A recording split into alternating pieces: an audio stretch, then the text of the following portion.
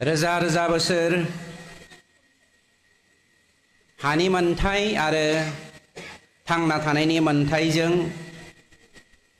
रायजो जाबोनाय बे हालामनि रायजो राजाफोरनो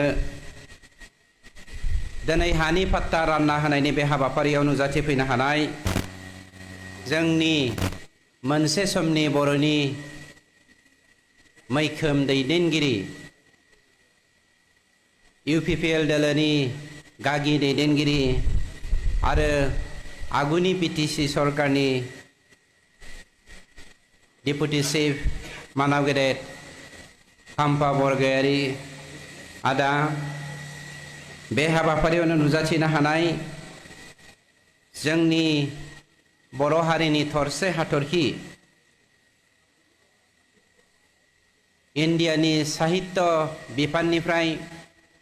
देरसिन बान्था हिसाबै साहित्य एकाडेमि एवार्डी जोंनि गुरु मानाव गेदेर जनिल कुमार ब्रह्म बिथांनि जा सल' सुंद' सल' बे सुंद' सल'खौ फरायोब्ला रावबो मानसिया गोरबो आमायथु आरो थै रोदा रोदा जांख्रिखाङालासिनो थानो हाया आरो मोनसे सोमोनांथाव सल' जाय सल'आ जेब्लायबो गोथां बे सल'नि मुङा जादों दुमफावनि फिथा खोब मुंदांखा बिथाङा सल' लिरगिरि हाबाफारियावनो नुजाथिनो हानाय जोंनि पर्बतजरा सिभिल डिस्ट्रिक्ट अफिसनि SDO बिथांजो मानाव गेदेर गगৈ आरो जोंनि सार्कल अफिसार आरो हाग्रा बिफाननि डिभिजनेल फरेस्ट अफिसार साफ्रोमबो UPPL दोलोनि दैदेनगिरिफोर आरो जेब्लायबो BTR हालामनि गाहामखौ हामलायग्रा लुबैग्रा अनसायग्रा जोंनि सिबिजाथाव रायजो राजा नोंथांमोन बहुत दिনৰ মূৰত তথা বছৰ বছৰ অপেক্ষা কৰাৰ পাছত আজি আমি পৰ্বতজৰা অঞ্চলত বগ্ৰীবাৰী সাৰ্কলৰ আণ্ডাৰত প্ৰায় 1245টা ফেমিলিক আজি মাটিৰ পাট্টা দিবলৈ সক্ষম হলো জুন মাহৰ সেকেন্ড বা থাৰ্ড উইকৰ ভিতৰত অন্য 1500 ফেমিলিক আমি আকৌ মাটিৰ পাট্টা দিবৰ কাৰণে প্ৰস্তুত হৈ আছো তাৰ বাহিৰেও আমাৰ যি forest department land title certificate 2006 চনৰ ফৰেষ্ট ডলাৰ এক নৰ্মছটো ডিফেণ্ড কৰি আমাৰ যি আমি টাইটেল চাৰ্টিফিকেট দিবলৈ গৈ আছো তাতো আমি 800তকৈ বেছি ফেমিলিক লেণ্ড টাইটেল চাৰ্টিফিকেট দিবলৈ গৈ আছো আমাৰ BTR চৰকাৰে সন্মানীয় শ্ৰী প্ৰমোদ বড়ো ডাঙৰীয়াৰ নেতৃত্বত এই 4.5 বছৰ কাল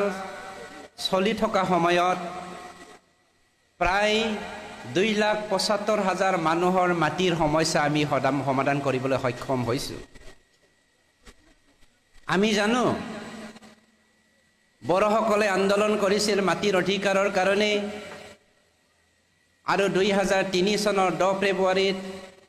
আমাৰ যি BTAD একৰ্ড সেই BTAD একৰ্ডৰ মাধ্যমৰ দ্বাৰাই BTCত থকা বড়ো ট্ৰাইবেল আৰু সকলো জাতি জনগোষ্ঠীক সামৰি আমাৰ মাটিৰ যি সমস্যা এই সমস্যাটো সমাধান কৰিবৰ কাৰণে ভাৰত চৰকাৰ আৰু অসম চৰকাৰে আমাক BTAD গঠন কৰি দিলে আৰু সেইটো প্ৰচেষ্টাতে বহুত বছৰ বাগৰি যোৱাৰ পাছত আমাৰ যি সপোনটো আমি ৰচি ৰাখিছিলোঁ যে আমি BTCৰ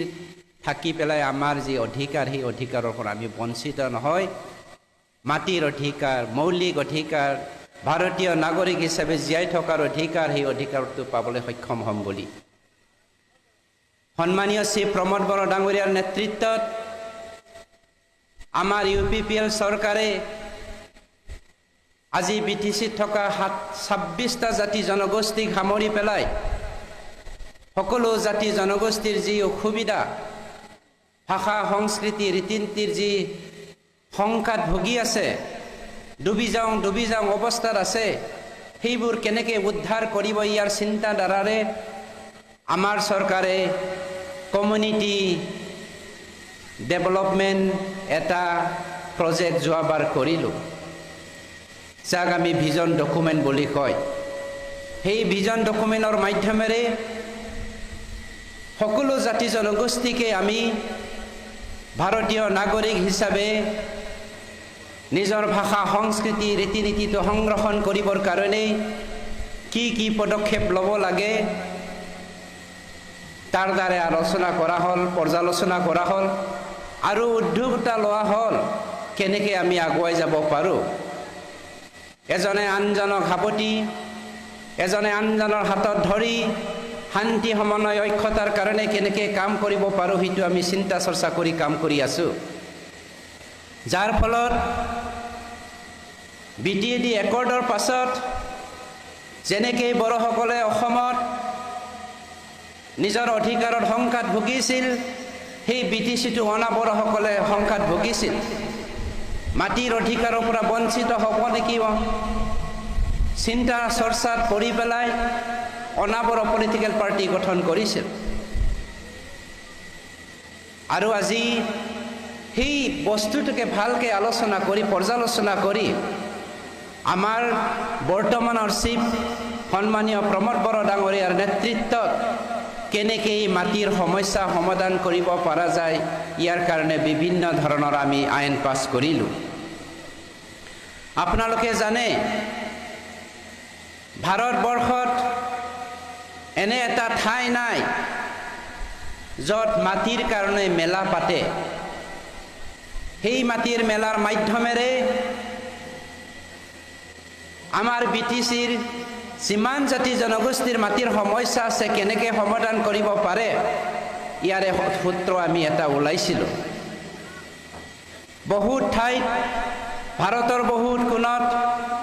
মদ ভাং যোৱাৰ মেলা হয়, কিন্তু আজিৰ দিনত আমাৰ BTCত মাটিৰ মেলা হয়। সেই মাটিৰ মেলাৰ মাধ্যমেৰে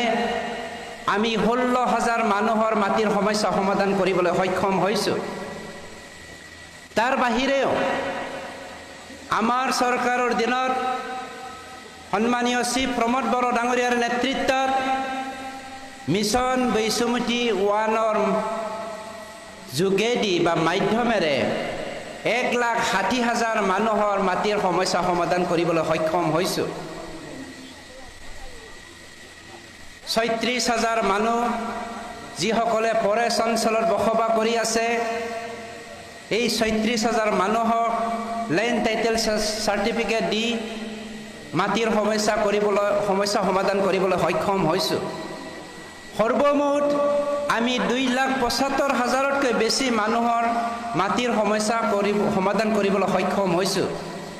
যিটো আমাৰ ভাৰতবৰ্ষত এটা আচৰিত ধৰণৰ ফল এই BTCবাসীয়ে পাবলৈ সক্ষম হৈছে। আজিৰ দিনত আমাৰ চৰকাৰে সন্মানীয় শ্ৰী প্ৰমোদ বড়ো ডাঙৰীয়াৰ নেতৃত্বত VGR আৰু PGR অঞ্চলত থকা 1,60,000 বিঘা মাটি, যি মাটিটোত 47,000 জনসাধাৰণে বা ফেমিলিয়ে বসবাস কৰি আছে, সেই মাটিটো কাহানিও আমি ৰেভিনিউলৈ কনভাৰ্ট কৰি পেলাই 47,000 মানুহ যিসকলে বসবাস কৰি আছে তেওঁলোকক মাটিৰ পাট্টা দিয়াটো ইমান সহজ নহয়। তথাপিও সন্মানীয় শ্ৰী প্ৰমোদ বড়ো ডাঙৰীয়াৰ নেতৃত্বত আমি এটি আইন পাছ কৰিবলৈ সক্ষম হ'লোঁ, যাৰ দ্বাৰাই মিছন বৈষম্যতি 2.0ৰ মাধ্যমেৰে জুন মাহৰ ভিতৰত এই 47,000 ফেমিলিক যদিও VGR আৰু PGRৰ বসবাস কৰি আছে তেওঁলোকক আমি এবিঘাকে মাটিৰ পাট্টা দিবৰ কাৰণে এক্সিকিউটিভ কাউন্সিল মিটিঙত আমি পাছ কৰিবলৈ সক্ষম হৈছোঁ। আমাৰ সন্মানীয় চিফ ছাৰে আহি আছে, অলপমান আপোনালোকে থিয় দিয়ক।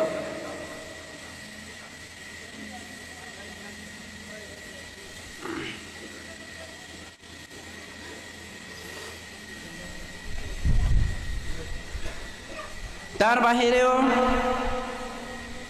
BTC অঞ্চলত প্ৰায় 8,158টা সৰু সৰু টি গাৰ্ডেন আছে। এই 8,158টা টি গাৰ্ডেনৰ ভিতৰত 2,239.4 হেক্টৰ মাটি টি গাৰ্ডেনৰ অধীনত আছে। আৰু এই মাটিটো আমি দুই ভাগত বিভক্ত কৰিছোঁ। এটাটো ৰেভিনিউ ডিপাৰ্টমেণ্টত য'ত আছে 961.45 হেক্টৰ, আৰু ফৰেষ্ট ডিপাৰ্টমেণ্টত আছে 1277.59 হেক্টৰ।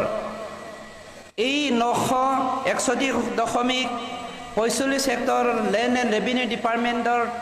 ভিতৰত থকা যিখিনি টি গাৰ্ডেন আছে, সেই টি গাৰ্ডেনটোকো আমাৰ চৰকাৰে জুন মাহৰ ভিতৰতে সেটেলমেণ্ট কৰি পেলাই সেই টি গাৰ্ডেনৰ মালিকসকলক আমি মাটিৰ পাট্টা দিবলৈ প্ৰস্তুত হৈ আছোঁ। অৰ্থাৎ BTCত থকা 100% যি মাটিৰ সমস্যা, সেই মাটিৰ সমস্যাটো আমি জুন মাহৰ ভিতৰতে সমাধান কৰিবলৈ পৰ্যালোচনা কৰি আছোঁ। আৰু যদি ঈশ্বৰে ভালে ভালে ৰাখে 35 লক্ষ জনসাধাৰণ বিটিয়াৰবাসীয়ে যদি আমাক সহায় কৰে, আশা কৰোঁ 100% মাটিৰ সমস্যা আমাৰ চৰকাৰে সন্মানীয় শ্ৰী প্ৰমোদ বড়ো ডাঙৰীয়াৰ নেতৃত্বত আমি সমাধান কৰিবলৈ সক্ষম হ'ম। যিয়ে নহওক, আমাৰ ইয়াত মাটিৰ বিষয়ে লৈ পেলাই এণ্টি ছ'চিয়েল এলিমেণ্টৰ পৰা সমাজটো কেনেকৈ আমি ৰক্ষা কৰিম, কেনেকৈ আমি জগাই তুলিম, সেই বিষয়ে আলোচনা কৰিবলৈ জনসাধাৰণক জনাবৰ কাৰণে আমাৰ চিফ আৰু আমাৰ আজিৰ এই মিটিংখনৰ মূল মানুহ সন্মানীয় প্ৰমোদ বড়ো ডাঙৰীয়াৰ উপস্থিত হৈছে,